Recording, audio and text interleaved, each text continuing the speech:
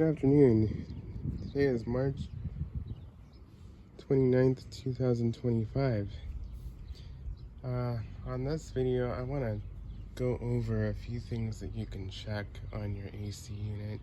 It's starting to get warmer, and it is always a good idea to check these things when it starts to get warm, even if you're not going to turn it on and use it.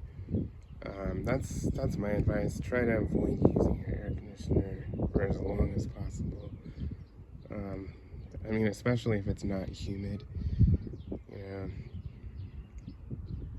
if it's tolerable and it's not humid, you can just open windows or have fans going. That's ultimately the cheaper option. It's going to save you money. But if it's warm enough, don't be afraid to test it. Go to the thermostat, turn it on, make sure it starts up, everything like that. Just double check it. So, anyway, with all that, so you're gonna go inside, you're gonna go to your thermostat, you're gonna switch it to cool, fan automatic, and then you're gonna turn it down lower than the room temperature. Now, rule of thumb is don't go lower than 70 on the cooling. 74 to 72 is kind of where it's designed to hover around. You can have it higher. I personally like mine at 78 because I get cold really easy, and it doesn't cost much more because it's natural heat. But I do like my cooling a little bit. So there's a few things that you can check. So once you turn it on, you're gonna make sure that the inside unit comes on and you hear the fan going. Secondly, you're gonna come out to your outside condenser here, and there's a few things you're gonna check. Number one, you wanna make sure you hear a humming noise. And that's the compressor. I'm sure most of you know what a compressor sounds like. It has that humming or buzzing sound.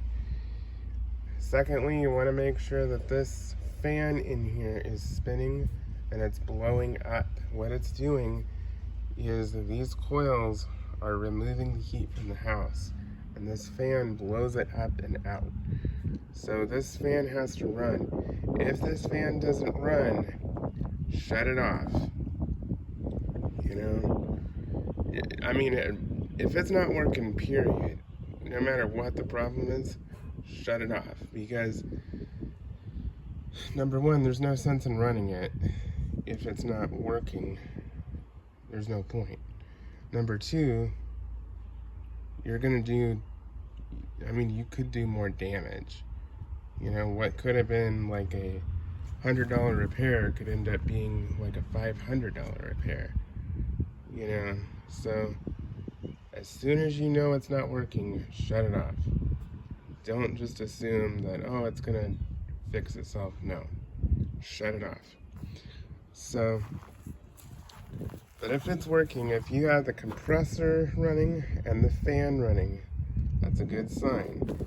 The other thing you want to check, and these are all things that, the homeowner can do.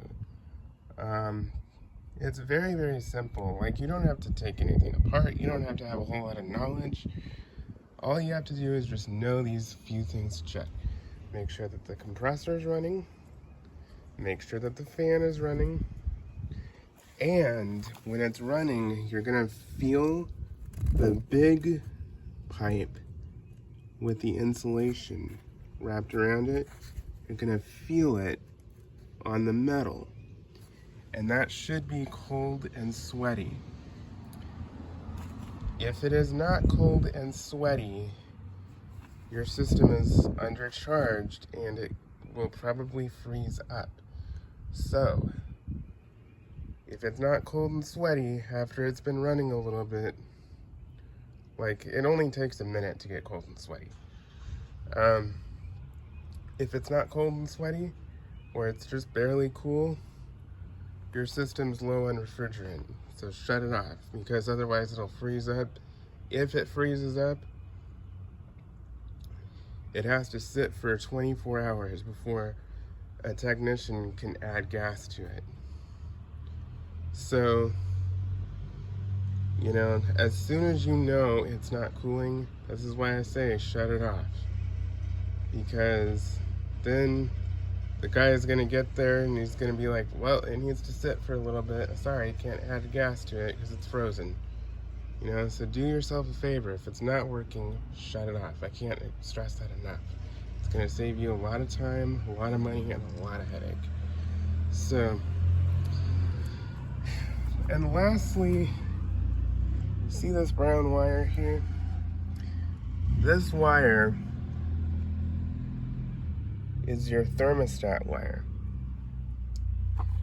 That goes all the way to your thermostat, wherever your thermostat is in your house. You know, it goes to your thermostat and then to your, you know, your furnace and stuff inside to control all that. And this wire tells this condenser unit to come on when it is in cooling mode. So you want to make sure that you protect that. So have it up off the ground. If it's really long and on the ground, try and tie it up like this. Have it zip tied up and off the ground, because you don't want to hit that with the lawnmower or the weed whacker. That'd be a nightmare. If that wire gets damaged, you gotta call in your HVAC guy. He's gotta run a new wire. And yeah, just a huge headache. So those are some tips.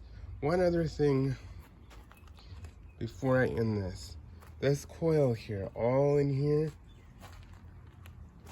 you can take a garden hose and just run water along the outside of this down.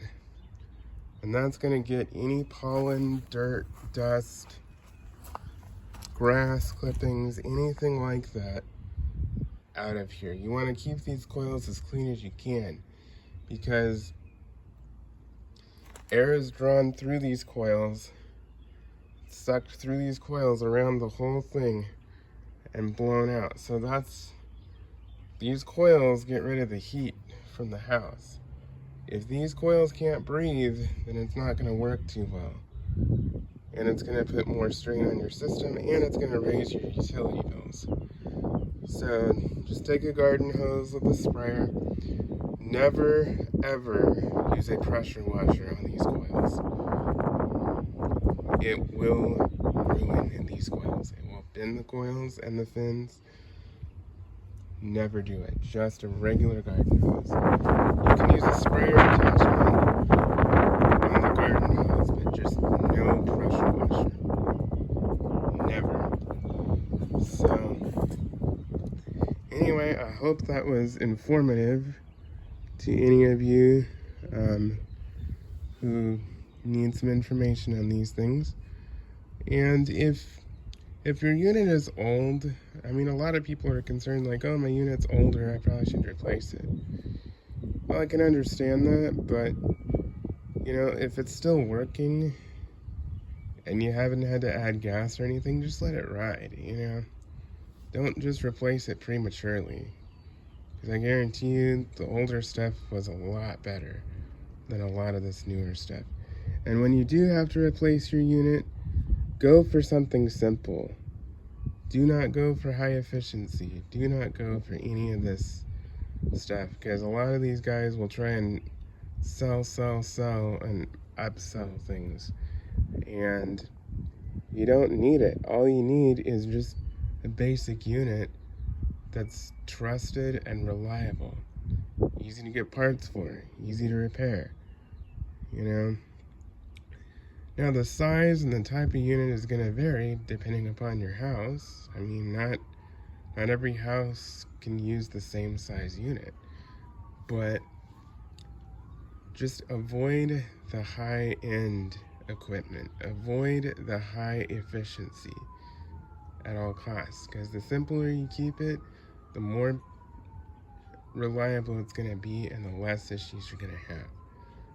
And the cheaper the cost of the unit too. So anyway, I hope you guys learned something from that. Thank you for watching. Bye-bye.